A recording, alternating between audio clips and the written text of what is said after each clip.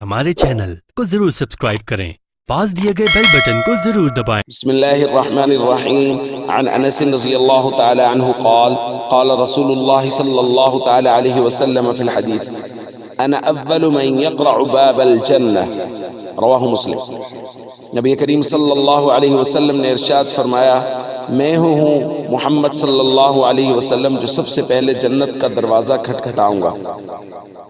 दूसरी रिवायत में नबी करीम सल्लल्लाहु अलैहि वसल्लम ने इरशाद फरमाया, आती बाबल जन्नती यौमल क़ियामह, मैं क़यामत के दिन जन्नत के दरवाजे के पास आऊँगा, फ़अस्तफ्तिहु, और मैं उसको खुलवाने के लिए उसको खटखटाऊँगा। फ़यक़ूलुल ख़ाज़िन, ख़ाज़िन कहेगा यानी जन्नत का दरबान कहेगा, मन अंता, आप कौन हैं? फ़अक़ूल, मैं कहूँगा मुहम्मद सल्लल्लाहु अलैहि वसल्लम।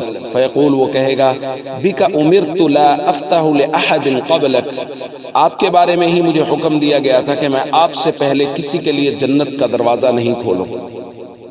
दोस्तों, हमारे आका हज़रत मोहम्मद करीम सल्लल्लाहु अलैहि वसल्लम सबसे पहले हुजूर ही जन्नत का दरवाज़ा खटखटाएंगे, और अल्लाह ने हमारे आका सल्लल्लाहु अलैहि वसल्लम के लिए ही ये एजाज़ रखा है कि ख़ाज़िन कहेगा कि आपसे पहले किसी के लिए भी जन्नत का दरवाज़ा खोलने की इजाज़त नहीं दी गई थी। यानी नबी पाक सल्लल्लाहु अलैहि वसल्लम गोया जन्नत की चाबी हैं। खुद हुजूर अलैहिस्सलातु वस्सलाम तशरीफ़ लेके जाएंगे तो फिर ही जन्नत का दरवाज़ा खुलेगा।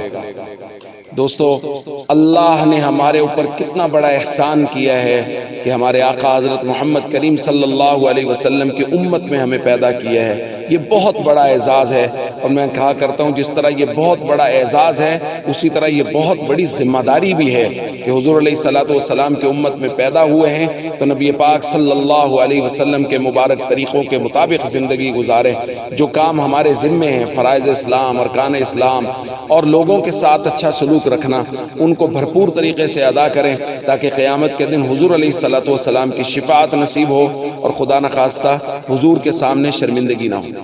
अस्सलामु अलैकुम व रहमतुल्लाहि व बरकातुहू।